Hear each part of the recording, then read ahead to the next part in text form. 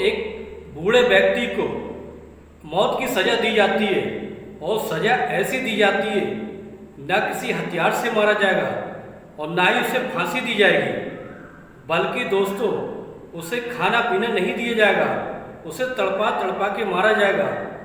ऐसी सजा पहली बार किसी ने सुनी होगी। तो दोस्तों फिर क्या होता है, उसको ऐसी सजा दी जाती है।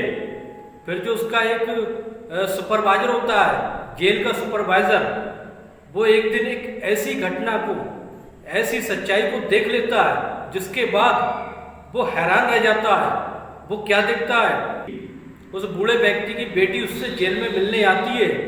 तो बूढ़ा व्यक्ति क्या कहता है, उससे कहता है कि तुम अपने कपड़े जल्दी से निकाल दो। इस तरह से वो उसकी लड़की होती है, कपड़े निकाल देती है।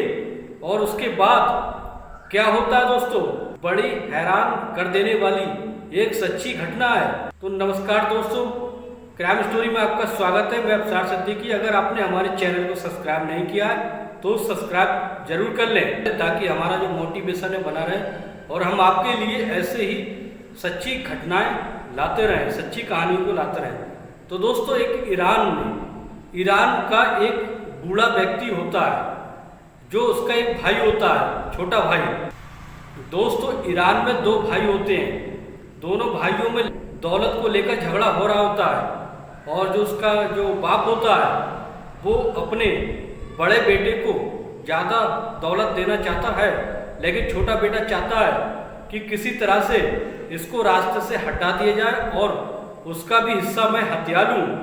उसका जो छोटा भाई होता है वो एक जेल का अधिकारी होता है और जो बड़ा भाई होता है वो उसकी उम्र काफ़ी हो चुकी होती है और वो चाहता है कि उसका जो हिस्सा है वो हत्या ले। उस बूढ़े व्यक्ति की एक सगी बेटी भी होती है जिसकी वो शादी कर देता है। शादी करने के बाद दोस्तों वो जो लड़की होती है अपना जीवन खुशी खुशी से काट रही होती है। लेकिन दोस्तों फिर एक दिन ऐसा होता है, तो जो छोटा भाई होता है वो एक जेल में अधिकारी के पद पर होता है और किसी तरह से वो अपने बाप की हत्या कर देता है और उसका इल्जाम अपने बड़े भाई पर लगा देता है। उसके बाद उसके बड़े भाई को सजा हो जाती है, उसे ईरान की जेल में पेश किया जाता है।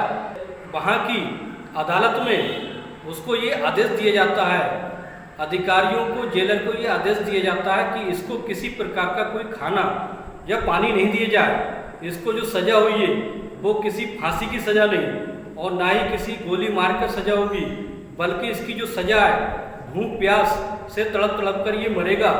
और इसको इतनी सख्ती बरती जाएगी, अगर इससे कोई मिलने भी जाता है तो उसकी इतनी सख्त तरीके से तलाशी ली जाए ताकि कोई खाना पीना अंदर ना पहुंच पाए। और ये बूढ़ा जो है, जो व्यक्ति इसने अपने बाप को मारा है, इसको ऐसे ही तड़प तड़प कर मरना चाहिए। और इस तरीके से उस व्यक्ति को एक खूंखार आदमी का दर्जा दे दिया जाता है। उसकी जो बैरक, जिस बैरक में वो रहता है, उस बैरक में दूसरे कैदियों को नहीं रखा जाता है, क्योंकि ऐसा कहा जाता है कि वो खूंखार व्यक्ति है, इससे दूरी रहना ही अच्छा है। तो फिर क्या होता है दोस्तों, उसकी जो बेटी है उससे रोज मिलने आती थी और मिलकर जब वो जाती थी तो रोती हुई जाती थी। तो दोस्तों क्या होता है, दो सुपरवाइजर होते हैं। सुपरवाइजर जैसे ही वो लड़की आती है, क्योंकि उसको आदेश था कि किसी तरह से कोई सामान, खाने पीने का सामान जो है वो जेल के अंदर उस बूढ़े व्यक्ति के पास नहीं पहुंचना चाहिए।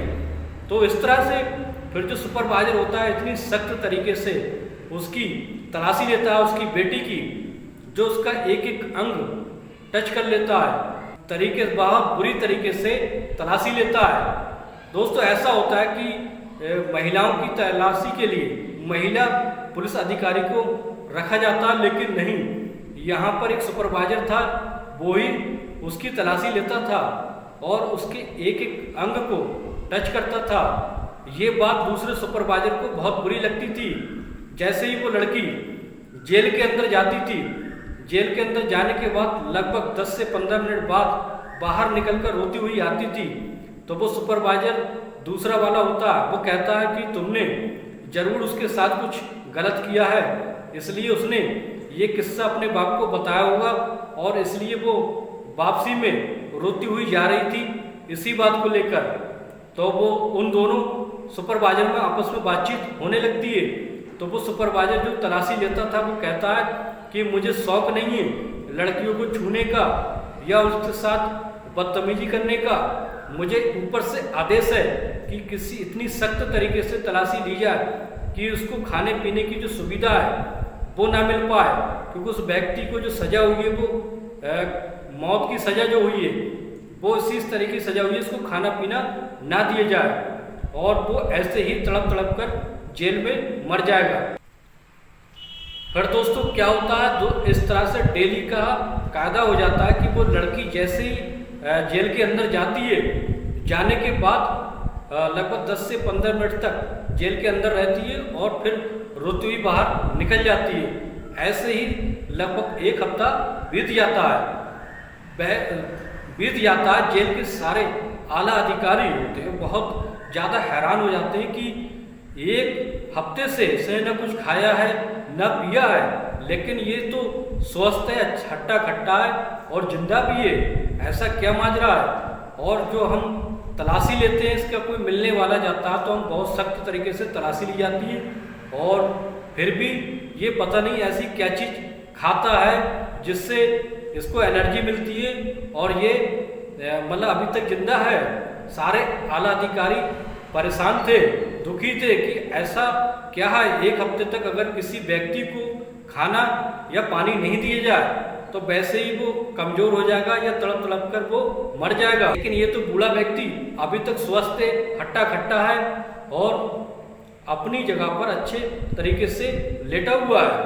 तो दोस्तों क्या होता है, फिर जो सुपरवाइजर होते हैं वो अपने ऊंचे अधिकारी होते हैं, उनको ये इत्तला दे देते हैं और फिर उन सारे अधिकारियों की मीटिंग होती है और जो जज होता है वो जज कहता है कि ये कैसे हो सकता है कि 1 हफ्ते तक बिना खाए पिए व्यक्ति अच्छा हट्टा खट्टा और स्वस्थ है।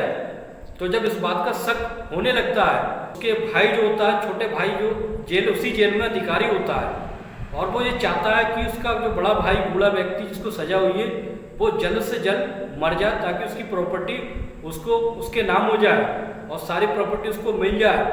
तो इस तरीके से वो जज साहब से ये रिक्वेस्ट करता है, उससे कहता है जज साहब से कि जज साहब उसके साथ बहुत सख्ती बरती जाए और देखा जाए आखिर ये क्या खाता पीता है जो अभी तक जिंदा है, इसको 1 हफ्ते से ज़्यादा हो चुका है। फिर क्या होता है दोस्तों, उसके फिर जो अलग से उसको एक आदमी रखा जाता है उसकी देखभाल के लिए और वो 24 घंटे उस पर कड़ी नज़र रखता है। जैसे ही वो एक रात में जाता है तो वो बूढ़ा व्यक्ति कंबल में लेटा हुआ होता है, तो वो जाकर देखता है कहीं कंबल में छिपकर ये कुछ खा पी तो नहीं रहा। अब जैसे ही वो कंबल हटाता है तो बूढ़ा व्यक्ति वो सो रहा होता है और वो बूढ़ा व्यक्ति कहता है कि दिन में तो परेशान करते हो तुम, अब रात में भी मुझे सोने नहीं देते। इतना कहते हुए फिर वो जो आदमी सुपरवाइजर का एक आदमी होता है वो वहाँ से चला जाता है। लेकिन चोरी छुपे उन्हें एक शक होने लगता है कि हो ना हो जो लड़की इसकी आती है इससे मिलने के लिए वो कुछ ना कुछ ऐसी चीज़ दे जाती है जिससे बूढ़े व्यक्ति को एनर्जी मिलती है, ताकत मिलती है, जिसकी वजह से वो जिंदा है। तो दोस्तों फिर सारा शक जो होता है सारे सुपरवाइजर को उस लड़की के ऊपर शक होने लगता है और फिर वो उस पर कड़ी नज़र रखने लगते हैं। और इस तरह से जो उसके आला अधिकारी होते हैं वो उस लड़की के ऊपर शक जाने लगता है कि ऐसी क्या चीज़ वो लड़की अपने साथ लेकर जाती है जो उसको देती है जिससे उसको एनर्जी मिलती है। एक दिन जो दोस्तों फिर एक दिन वो सुपरवाइजर जो होता है वो खिड़की से झांक रहा होता है और सारा नज़ारा देख रहा होता है। जैसे ही वो लड़की उसके अंदर जेल के बैरक के अंदर मिलने जाती है तो क्या होता है, वो बूढ़ा व्यक्ति जल्दी से कहता है अपनी बेटी से जल्दी से कपड़े निकालो। तो जैसे ही वो लड़की कपड़े निकाल के बिल्कुल नग्न अवस्था में हो जाती है और फिर वो बूढ़ा व्यक्ति जो अपना मुंह होता है वो उसकी छाती से लगा देता है। बस इतना देखते हुए जो वो सुपरवाइजर देख रहा था वो शर्म से लाल पीला हो जाता है। वो सोचता है कि कहीं बाप बेटी में नाजायज संबंध तो नहीं है। ये देखते हुए फिर वो वहाँ से चला जाता है और फिर जाकर वहाँ के बड़े अधिकारी से कहता है कि इन बाप बेटी में दोनों नाजायज संबंध है और ये एक दूसरे के साथ नाजायज रिश्ता बनाते हैं। और मैंने ये सब अपनी आंखों से देखा है। फिर इस तरह से उस लड़की के ऊपर लालछन लगने लगते हैं और उसको बुरी नज़र से सब देखने लगते हैं। और ये बात धीरे धीरे सारे इलाके में फैल जाती है कि एक लड़की अपने सगे बाप के साथ ऐसा काम करती है, ऐसा गंदा काम करती है। तो दोस्तों सच्चाई बल्कि कुछ और थी जो सबको नहीं पता थी। फिर इस तरह से दोस्तों क्या होता है, जब उस लड़की को गलत समझ लिया जाता है तो फिर क्या होता है दोस्तों, वो तो उसका डेली का रूटीन होता है। वो डेली उसने बाप से मिलने आती है और कपड़े उतारती है और बाकी सब होता है दोस्तों। जो आला अधिकारी होते हैं वे समझते हैं कि इसी की वजह से उस बूढ़े व्यक्ति को एनर्जी मिलती है, शायद इसी वजह से कि वो गलत काम करते हैं, इसी वजह से उसको एनर्जी मिलती है, शायद इसलिए वो जिंदा है। तो दोस्तों फिर क्या होता है, वो जज जो दूसरा होता है वो उसका ट्रांसफर हो जाता है, फिर नया जज आ जाता है। नया जज होता है जो बहुत ही ईमानदार होता है। पुराना जज होता है उसकी सांठगांठ होती है उसके भाई से, उस बूढ़े व्यक्ति के भाई से जिसने उसको सजा दिलवाई है, उसकी सांठगांठ होती है। वो जज जो होता है उसका ट्रांसफर हो जाता है। नया जज आता है तो उसको फाइल को खोलता है। फाइल को खोलने के बाद सारी सच्चाई को जानता है। जब सारी सच्चाई को जानता है, जानने के बाद उस लड़की को अपने सामने पेश करता है। पेश होने के बाद उस लड़की से पूछता है कि तुम अपने बाप के साथ ऐसा क्या करने जाती हो जेल में जो तुम्हें नंगा होना पड़ता है, नंगी होती हो और तुम्हारा जो पिता है वो तुम्हारे साथ ऐसी सी हरकत करते हैं।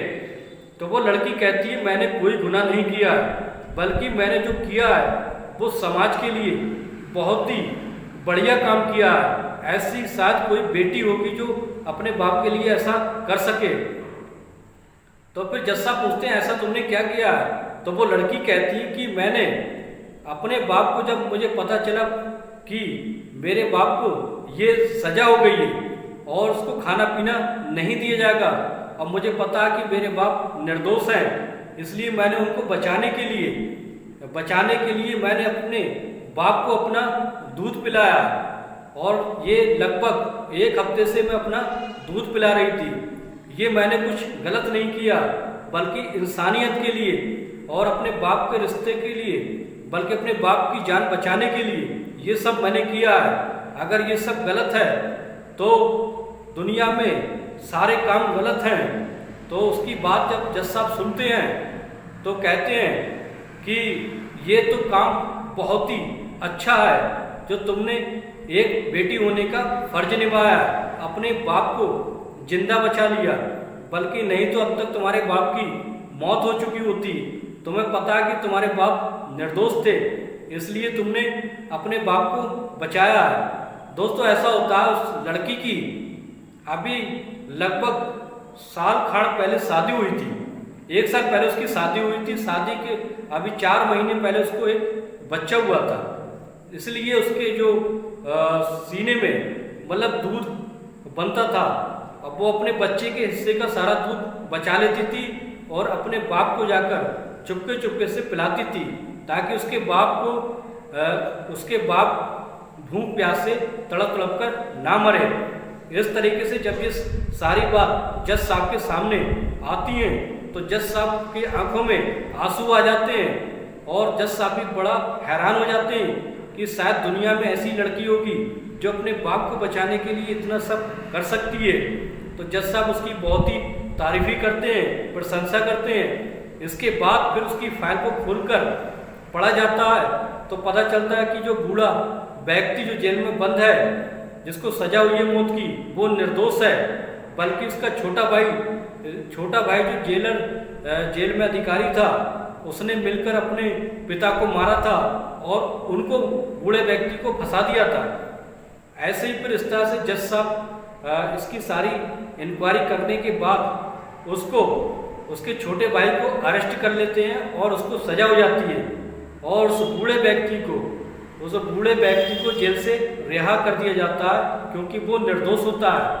और इस तरह से जेल से आने के बाद बाप बेटी की रिश्तों की लोग मिसाल देने लगते हैं कि बाप और बेटी हो तो ऐसी जिसने अपने मरते हुए बाप को जिंदा बचा लिया।